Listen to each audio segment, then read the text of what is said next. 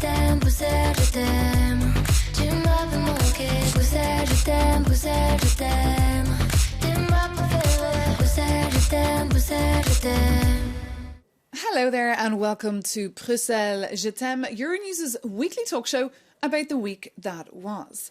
On Brussels, my love, we take a closer look at some stories across Europe. Hear what's at stake for you and for Europe. My name is Maeve McMahon. Thanks for joining us. Coming up this week, EU heads of state met here in Brussels for their summer summit. On their minds, Moscow and the recent Wagner mutiny. We take a closer look at what Brussels is saying about the man who tried to challenge Vladimir Putin, ask what this means for the war in Ukraine and the instability of the continent.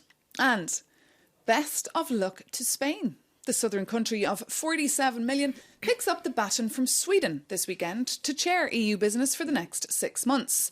With an ongoing war, a recession and a huge pile of technical policy files to conclude, we ask if Spain is up to the task or if the looming general elections could scupper their time in the spotlight. Our guests this week, Sergei Lagodinsky, German MEP from the Greens, Lisa Bezvershenko from Promote Ukraine, a civil society organisation here in Brussels, and Javi Lopez, Spanish MEP from the Socialists. Thank you so much for being with us here for our weekly wrap. But before we hear your thoughts, let's just get up to speed on the latest. Ellie La Liberté has more. Last weekend, Wagner mercenaries led an aborted armed insurrection in Russia. For the first time in 20 years, the Russian president's control looks weakened by internal divisions. These events raise more questions than answers. Among them, what could be the impact on the war in Ukraine? This turn of events in Russia leads the world to reflect on the past 16 months as the war drags on. A war that has taken the lives of thousands, displaced millions, and damaged billions of infrastructure that will take years to rebuild. This unpredictable situation forces Brussels to ask, what's next? Ellie La Liberté reporting for us there. So I guess my first question to you all is, you're following these developments very carefully. What is your take on what's been going on? Well, we don't know what exactly is going on. This is, as always, as so often, a black box Kremlin.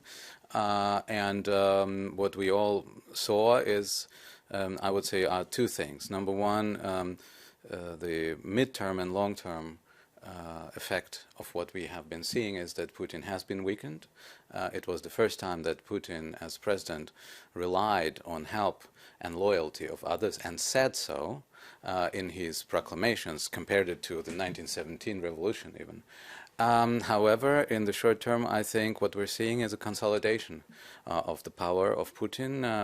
A lot of people who left the country or were not loyal enough are now being filtered out. And we have a difficult situation now also for Ukraine and the EU with Wagner troops possibly going to be stationed in Belarus. Well, we don't know how many Wagner troops are in Belarus right now, but Poland, for its part, is saying that it could be up to 8,000. They were calling for help this week at that EU summit in Brussels.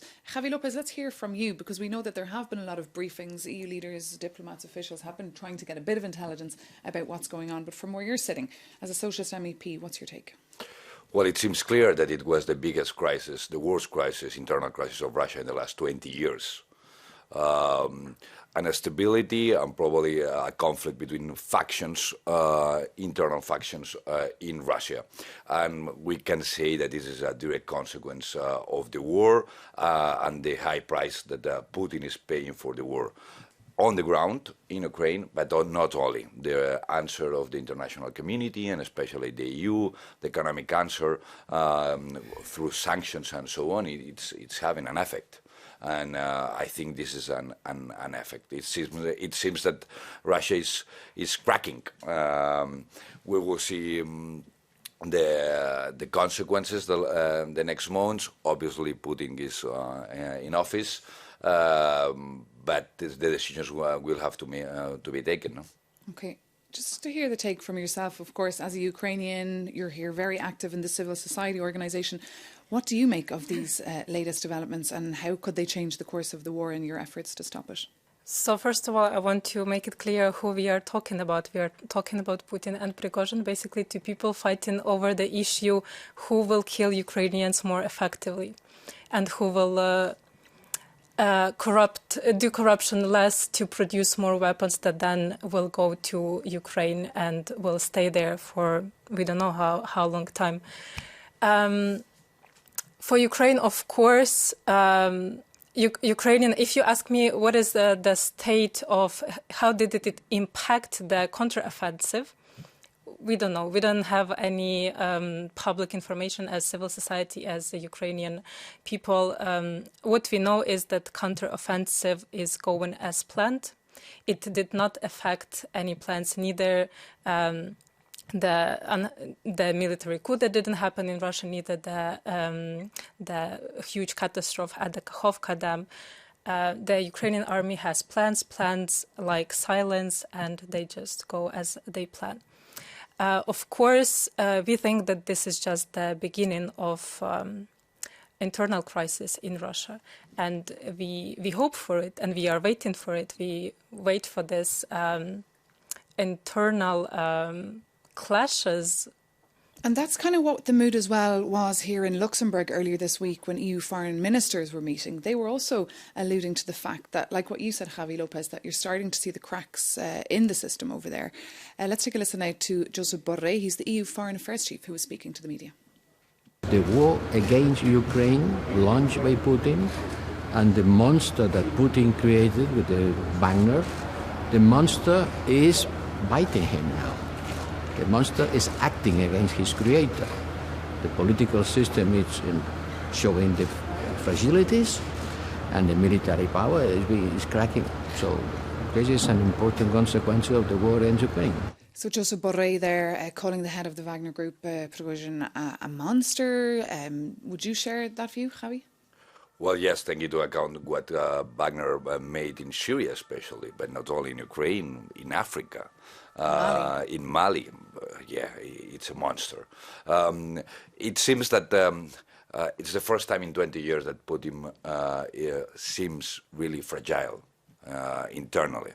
And this will have consequence. Maybe also this makes the scenario now more dangerous, because he could overreact. In the war on the ground, this is something that could happen. And for this reason, we have to send the message that the international community, Europe, under no circumstances will decrease the help and the support to Ukraine.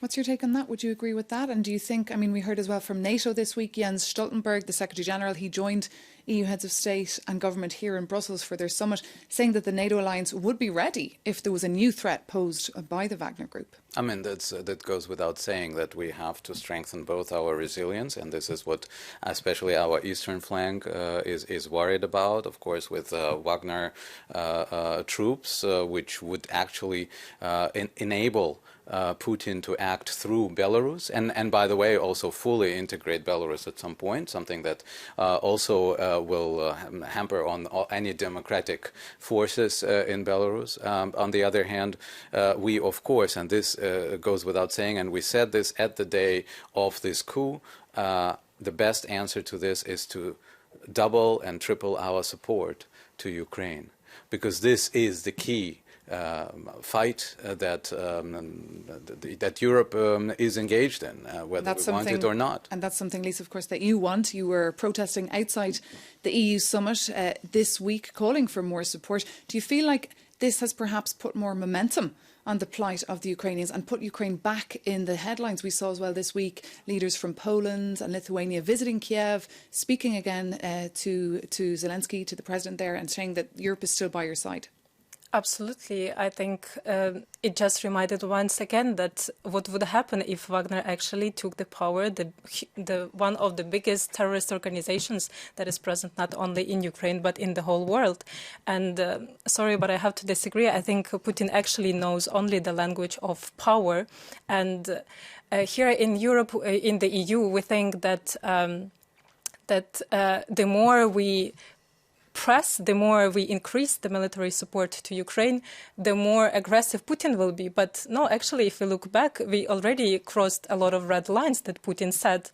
Already NATO supplied so much weapons that Putin said, oh, if you do this, we will do this. So always this nuclear blackmailing is happening. But already Putin is very weak. We have to acknowledge it. We have to just do what is in the EU's power to push it more, and of course support Ukraine. Of course, more arms, fighter jets, long-range missiles. That's what we need. And just on Evgeny Prigozhin and exactly what his motives are, people as well in this town have been trying to figure that out. Now, he did release that audio when he arrived in Minsk the other day, saying that his intentions were not to dethrone President Putin, that the March of Justice to Moscow was just a protest. He said, "We didn't want to overthrow the existing regime. We just turned around then to not shed Russian soldiers' blood." I mean, Sergei, do you know what's going on inside his head, what his ultimate goal is? I wish I knew, but I think the answer, a very easy answer, is quite straightforward. He is a criminal, not a politician. And I have a feeling that he miscalculated. He reacted also a little bit too impulsively. From that perspective, we always assume that everyone who is on the ground think politically. He thinks as like a boss of a mafia in a prison. That's where he comes from. That's how he works. That's what 4/5 of his army is, people from prisons. And for him, it was important not to subdue themselves under the Russian army leadership. He did not want his troops to be dissolved. He did not want his troops to be put under the leadership of the Minister of Defense. And that was his impulsive urge. And some say he tried to do it during the visit of the minister in Rostov so that he could capture the Minister of Defense. But because the Secret Services had known about this too early in advance, he had to expedite his plans, and that's why the plan went wrong. Yeah. Well, we don't know exactly, but it seems that it was not a coup d'etat. No, it was not like the goal. It was not to take the power of the state. Even it's not clear that it was remove Putin. It was more a war between factions in the army, and especially against the Ministry of Defense and the high commands of the Russian army. It was more a putsch, a demonstration of power, trying to fight internally. But the consequences are to Putin. And this is something that we have to underline. The fragility that Putin showed during hours, the lack of answer of the army during hours in the way to Moscow, it was astonishing to everybody. And of course, there's a whole patchwork of different groups as well, with different motives, who also are, I guess, posing a threat to Putin and, of course, as well, to your country. But we were curious to find out what the opinion of Russians were on the ground, how they feel about all of this. So I spoke to Vladimir Milhov. He is an opposition leader living in exile, and you can take a listen now to what he thinks about the whole situation. It was the biggest so far stress test for the Putin system, because for nearly a quarter of a century in power, Putin had promised stability and security to the Russians. This is actually what he traded off for people to surrender their civil and political rights. He said, but I will give you security. I think now pretty much everybody in the country sees that security is not there, and Russia is doomed to see more of these escalation episodes as an inevitable result of the culture of violence and militarism and lawlessness, which was unleashed by Putin in the previous years. People expect more of that stuff to come, and the key conclusion is that if that happens, there's barely anybody to defend them, so anybody with arms can come and seize our territory. So Vladimir Milhov there, not mincing his words really, and saying that, you know, what the Russian president promised to his people, he's not been able to deliver on that security.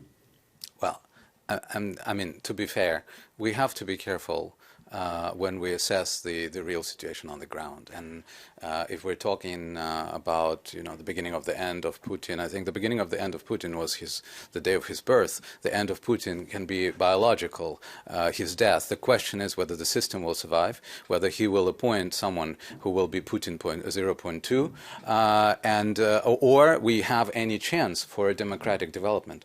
And from that perspective, I would not overvalue overestimate what was happening. From the very beginning, a lot of hopes were that this will be the beginning of a revolution. Well, this doesn't work this way. It would have been a beginning of a revolution only in two cases. If there is a coup d'etat in the palace, a palace coup, Prigozhin was not in the palace. He was outside of Kremlin, kilometers away. In the palace, nothing of that sort was happening. Or the other way would be a snowball. If with the procession of this army through Russia, more and more people would have joined. People did not join. Yes, they cheered, some of them cheered in Rostov, but they never joined and took an active part. So I don't see what the Marxists call a revolutionary situation in Russia. There is no revolutionary situation in Russia for now. Difficult to react, but I think it's also naive to assume that this operation by Prigozhin was just happened like this. You cannot just go almost like 1,000 kilometers in Russia to have no, yes, of course, they were trying to stop them, but it was planned so much long in advance. And they, when Prigozhin was complaining that they don't have enough weapons to fight in Ukraine, then some sources said that they were actually piling up these weapons then to go to Kremlin. So we don't know. And Javi? Well, I agree with the comments made, but at the same time, I would add, well, it's an authoritarian regime, but behind this, it was some kind of social contract, stability, security, and all the power to Putin. And it seems that the Leviathan now doesn't work. And this is, and for this reason, we are seeing this kind of answers internally, and this could have consequences in the middle term because all the basics of the regime are broken. Security, stability, growth, and it's a direct consequence of the invasion of Ukraine, which was. I'm not sure about the stability. We're looking at Moscow and see something flourishing, but in many cities, in many towns, it's not about stability, it's about poverty. But people are afraid of revolution, and that's why his comment, it's 1917, triggered, not only showed his fears, but also triggered the fears of Russians. They do not want revolutions. This is something that he's been telling them. And just on poverty, we see that they might be increasing the interest rates, the Russian central bank. We also heard that the Russian government might spike up taxes because, it's running out of money because it's investing all that money in fighting on the ground in Ukraine. The sanctions are working. Are the sanctions working, do you think, Lisa? We are grateful for the sanctions, but what are we doing with postponing sanctions and postponing really hard sanctions and postponing the delivery of weapons to Ukraine? We are giving Russia time. We are giving Russia time to find the grey market, to create new factories in Russia, around Russia, in Kazakhstan, Tatarstan, to produce more weapons. They are already creating a new factory that will produce drones for the amount that 100 drones can be launched in Ukraine daily. So the more time we wait, the more opportunities Russia will find for themselves, and they will also whitewash their reputation with bringing new ideas of Russian liberalism, of Russian, maybe new leaders. This is we should be very careful here. Javi, were we too slow? Yeah, I agree, but I think also it's time to underline what we were able to do. Because if we think 1 year ago, we were able to have 11 package of sanctions to Russia. At the same time, we were able, especially, to disconnect ourselves from the fossil fuels from Russia, something that it was not clear that we were able to do it, gas and oil, and at the same time, we have been done this. We had some troubles on the economy, but the economy is recovering. Inflation is going down in Europe, and at the same time, we saw during this weekend the worst internal crisis in Russia in 20 years. And this is, I think, a consequence of our policies, that it's working. It will be not easy. It's a big black box, Russia, but we are going in the right direction. Okay, and meanwhile, Ukraine, of course, needs $411 billion to rebuild over the next decade, according to the World Bank. But that is, I'm afraid, all we have time for on that topic. Thank you so much for your insights. And you don't go anywhere, because after the break, we'll be telling you why Spanish diplomats won't be taking any siesta this summer. Stay with us here on Euronews.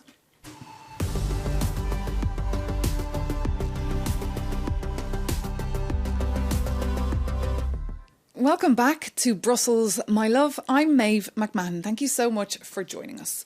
Well, this weekend saw Madrid take over from Stockholm as chair of the EU Council. That means Spanish diplomats will be very busy for the next 6 months and in charge of pushing through tons of technical files. The EU presidency is also a time to show off your country, its culture, and put yourself on the global map.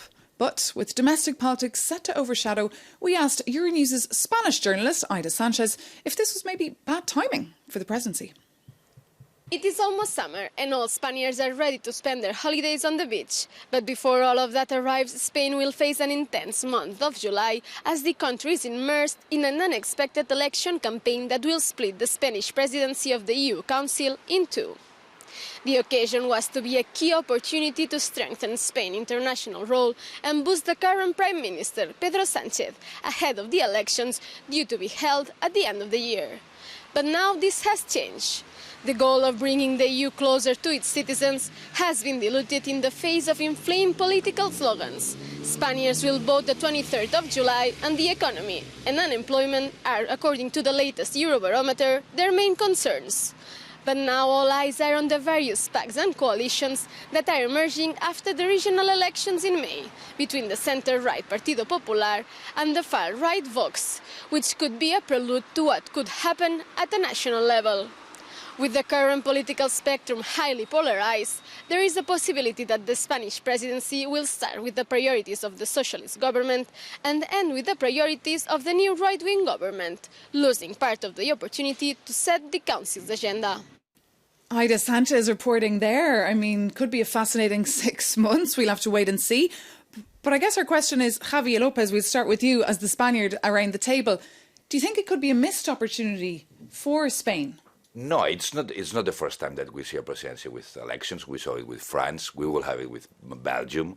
The presidency is not a project of the government. It's a project of the country, of the old administration. It's a project of the state and the people also.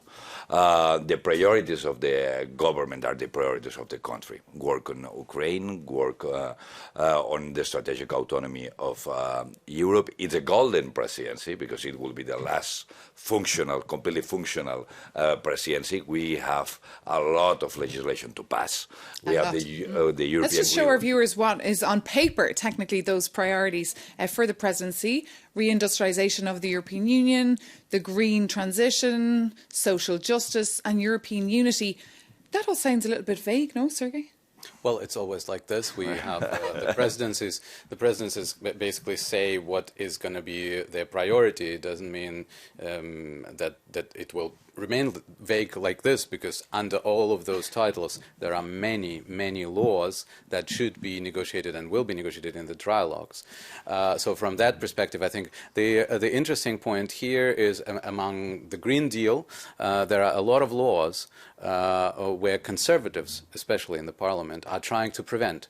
And I think apart from the fact that there will be generally a season of elections and they will be distracted with that, the question is what will happen when the conservatives will come to power in Madrid and will follow through with the line given by Weber and others that they have to basically kill the rest of Green Deal for this time period. This will be actually the moment of truth, and that will be interesting to see what will happen in the trilogues. We could see a major battle on that. And just, it's funny to see European unity written there as one of their priorities when we're not seeing a whole lot of unity right now in Spain. Lisa, let's get your take. What would you like to see as a priority for the Spanish presidency as they chair the bloc for the next 6 months? I would like to see Spain as a strong European leader that is not afraid to set high priorities for European security and of course on the supply of the arms to Ukraine, then to have a strong stake on the EU candidacy to Ukraine, to have those talks ongoing to show that Europe is strong, European Union is united and open to the countries like Ukraine that is fighting for the future of the European Union, its security and democracy. But as we saw there from our reporter, Ida Sanchez, it's really bread and butter issues that are on Spaniards' minds as they go to vote. They'll be thinking about the economy, they'll be thinking about unemployment. They're not really thinking bigger picture foreign affairs. Isn't it always like that? I mean, in all of our countries, we have multiple crises and people are busy with their lives, and that's very understandable. Of course, in 1 year, we will be having European elections. That's when we will bring European issues more on the table and try to engage people in those debates. But for now, it's very understandable that people in Spain are thinking about their domestic issues. But meanwhile, the presidency, they'll have to look after things like the AI Act, the pharma legislation, the big battle on the budget, the nature biodiversity law, which we've seen a big battle about. Yeah, of course we have to manage the legislation, but it's a good moment to talk about a little bit about the economy of Spain, that it's working really, really well. We had this week, we had numbers of inflation that is under the 2%. The interannual, the first big country that we achieved that. We are growing. We are the economy that is growing more in the big economies of Europe. More than 20 million of people working. It's the best numbers in the last 15 years. We see this and we mix with more social protection that is bringing the government of Spain. I think Pedro Sánchez goes to the elections with CB of work done for the country, and also to underline the alternative that is on the table for the Spanish, that is a government between conservatives and the far right. This is something that we saw in Finland, in Sweden, in Italy, and this thread is also in Spain. Okay, and will you be visiting Spain a lot over the next 6 months during the presidency? Yes, our political group is even having a conference in September. We thought that the elections will be a bit later, so we are all a little bit adjusting to the new calendar. But yes, and to be fair, I mean, we've had worse governments. We had the Slovenian government under the type of Orban anti-democrat, and still those presidencies sometimes and mostly are very technical. It is about technicalities, sharing trialogues, putting priorities that most people share anyway. So I would be relaxed about that. What I'm not relaxed is this right-wing shift that we're having and where Spain probably is expecting as well, and what this will do to the long-term agenda, both green but also democracy in our countries. Well, it will slow down everything, won't it? I mean, it'll just slow down all decision-making. It'll take longer to make compromises.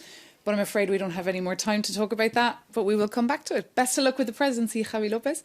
And thank you so much to you both as well for being with us here. And thank you for watching. See you soon here on Euronews and Euronews.com.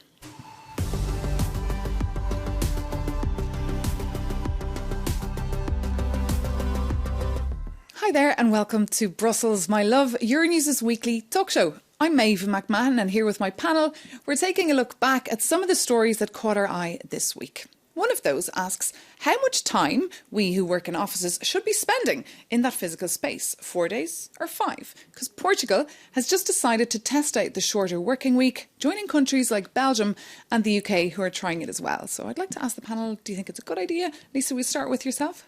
Of course, I think it's a great idea. I think we should step back from assessing our work by hours and assess our work by the work is being done by the results. And I hope Belgium will implement it very soon, so we all have more time to spend for ourselves and then also to be more productive during our working days. So assess our work by deliverables and not just sitting in the offices like in countries like Portugal, where you're really looked down on if you're not leaving the office until 7:30, even though you've already finished your tasks very productively. Yeah. In Spain, it's similar, and it's, to be honest, it's not healthy.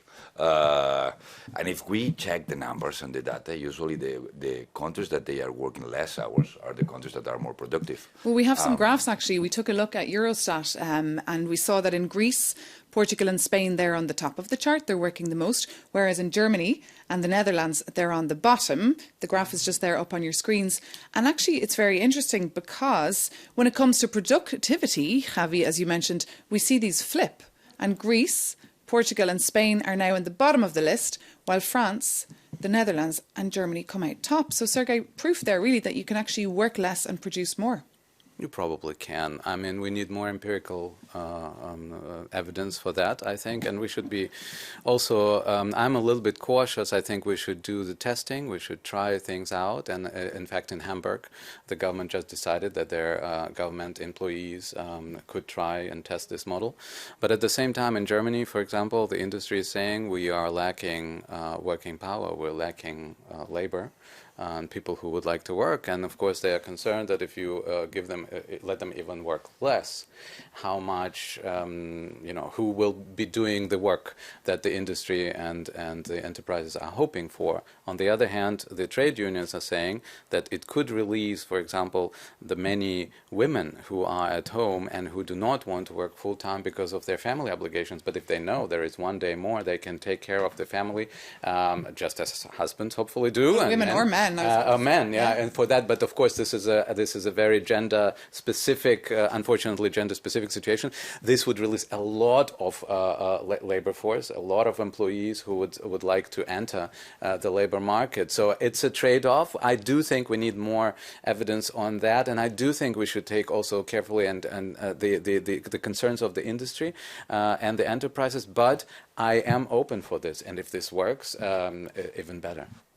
Well, there is the trial, of course, as I said, here in Belgium, but at the same time, I don't know anyone who's testing this, who's doing this 4-day week. So I think we're really still at the very start of this process. Yeah, I think there are some organizations, they have to go through many, many steps to actually start implementing this. But it would be interesting also to look at the research that is also connected to like mental state and all these burnouts that is very common at the moment, and maybe also to relate and think about the health of these employers that are working more hours, because this is just not good to feel this pressure of being forced to stay until 7 p.m. for what? Yeah, we need a better work-life balance, and this is something that we need and we have to fight for. I agree that we have to be cautious, but at the same time, this is a symptom that the labor world is changing. We saw it during the pandemic, during COVID. A lot of things are changing, the ways how we work, and this is only a new debate, another debate about that. Thank you so much, Sergei Lagwandinsky, German MEP. Thank you, Lisa, as well, for being with us. And thank you, Javi Lopez. And thank you so much for watching us here. If you do have any comments for us, do reach out. Our email address is brusselsmylove@euronews.com. We're also on Instagram and Twitter. So see you soon here on Euronews and euronews.com.